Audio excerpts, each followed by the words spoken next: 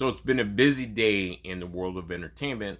For more information about the entertainment world, here's some news for you.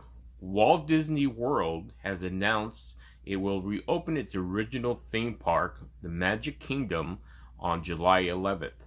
Now, if you know or have been to Disney World, there are four theme parks, unlike the one here in Disneyland with the original Heritage Park, right? There's only one here in Anaheim. In Florida, the Walt Disney World is comprised of four theme parks. The original Magic Kingdom will reopen on July 11th. Now, what does that have to do with Disneyland? Well, what Disney Resorts in general is trying to do is create this symbiotic relationship between the two parks in the United States. And today, Disney submitted to the Orange County Economic Task Force a proposal to open on July 11th with certain contingencies. And some of those contingencies, as you're well aware, is having masks throughout the park. There's certain distances and zones. There's an elaborate new signage system that's going to go up in Walt Disney World and eventually in Disneyland if the Economic Task Force approves the reopening of Disneyland July 11th. And here's what I think of that. If any of you have ever been to Disneyland or Disney World, it's a place where people interact with each other. That's kind of the beauty of the place. Now, how is this going to affect your enjoyment of the park? You know, for those diehards, they're going to want to go regardless. But for the average theme park goer, think of how many hours you actually spend in the park. You know, the price of going into Disneyland, let alone Disney World, is extremely expensive.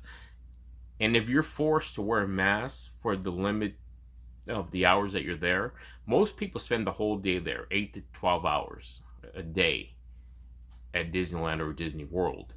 And so, are you going to feel comfortable wearing a mask this whole time? Keeping your social distancing between traveling throughout the park? And what does this have going forward?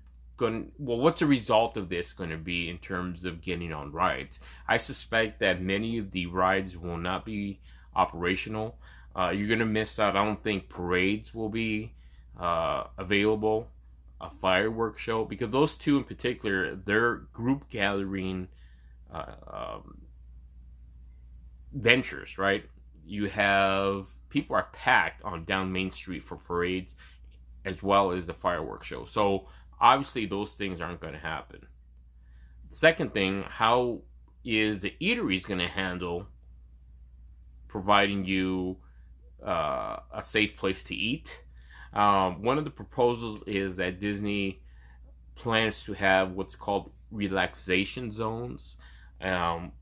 Didn't go into specifics on what this is. I assume this may be zones where people are separated by 6 or 10 feet and they're able to take off their masks and maybe relax. It's not that specific. I assume it's just people who are having a hard time keeping that face mask on can go to these sanctioned relaxation zones. There's also going to be a Disney cast member crew walking around the theme park encouraging and maybe instilling these social distance protocols. So something you saw in Shanghai Disney is that there was a squad of cast members walking around encouraging social distancing, and if that wasn't taking place in a very Disney-esque way, they were going to ask you to spread apart and adhere to the social distancing rules. So we'll see what happens. I personally think it's a bad idea to open it this soon.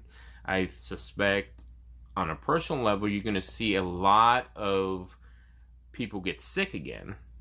And I think this is going to increase a second wave earlier in this country. I just think these people are just so gung-ho to get back to normal. They're not thinking about the consequences of what will happen in these group settings. You know, I understand everybody's taking a hit financially, but